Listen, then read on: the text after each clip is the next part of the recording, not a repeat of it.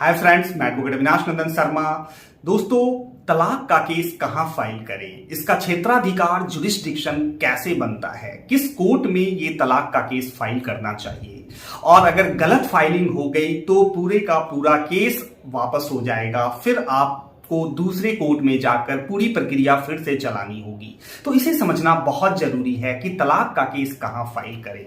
Normally अब सभी district court में एक फैमिली कोर्ट स्थापित कर दिया गया है। उस फैमिली कोर्ट में ही तलाक के केस फाइल हो रहे हैं। जहां फैमिली कोर्ट नहीं है वहां आप तलाक का केस एडिशनल डिस्ट्रिक्ट जज की कोर्ट में फाइल करोगे। तलाक के केस को फाइल करने में जुरिस्डिक्शन यानी क्षेत्राधिकार बहुत महत्वपूर्ण है कि किस कोर्ट में ये तलाक का केस फाइल होगा। आपने निर्णय तो ले लिया कि तलाक फाइल करूंगा, बट किस कोर्ट में आप करोगे। प्लेस ऑफ मैरिज, जहां शादी हुई है उस एरिया के फैमिली कोर्ट में आप तलाक का केस फाइल कर सकते हो। लास्ट रिजाइडेड टुगेदर, दोनों पार्टी जहां साथ साथ आखिरी समय में रहे, दोनों अलग होने से पहले साथ रहे, उस जगह पे उस एरिया के फैमिली कोर्ट में ये डिवोर्स का केस फाइल किया जा सकता है। तीसरा जो क्षेत्राधिकार या जुरिस्डिक्शन है वो है जहां दूसरी पार्टी रह रही है, वहां की कोर्ट में ये डिवोर्स का केस फाइल किया जा सकता है। पत्नी जहां भी रह रही है वो तलाक का केस फाइल कर सकती है। 2003 में ये अमेंडमेंट किया गया, ये बदलाव कानून में लाया गया।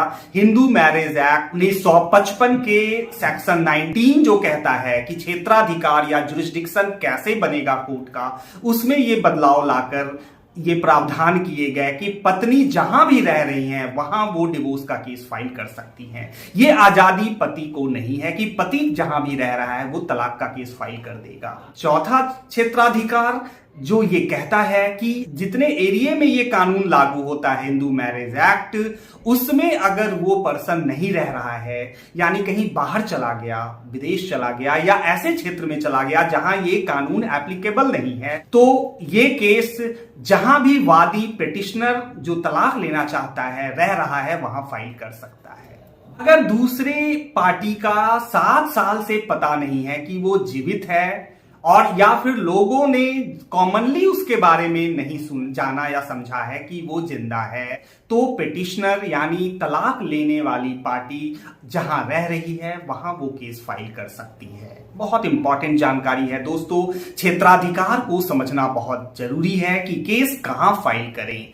केस फाइल करने में अगर कोई दिक्कत आ गई, कोई कमी आ गई, तो फिर वो खारिज होने की संभावना है या दूसरी पार्टी ऑब्जेक्शन ले लेगी और आपको दिक्कत आ जाएगी। मैं एक इंपॉर्टेंट केस बता दूं इस मामले में कि लड़की जो है वो किसी फ्रेंड के पास रह रही थी और वहां की आईडी नहीं थी उसके पास, और उसने डिवोर्स का केस वहीं के अदालत में फाइल कर दिया। जब हस्बैंड वहां के केस को फाइट करने आता है तो उसने वहां एप्लीकेशन लगाई कि इनके पिटीशन है इसको रिजेक्ट कर दिया जाए क्योंकि यहां का क्षेत्राधिकार नहीं बनता। लड़की ने इस एरिया में जो जहां वो रह रही है फ्रेंड के पास, वहां की कोई आईडी नहीं लगाई है। आंध्र प्रदेश हाई कोर्ट ने बड़ा इंपॉर्टेंट जजमेंट दिया है दोस्तों। जरूरी नहीं है कि उसके पास आईडी है और वो अपने माँ बाप से अलग होकर किसी दोस्त के पास रह रही है तो वहां वो केस फाइल कर सकती है।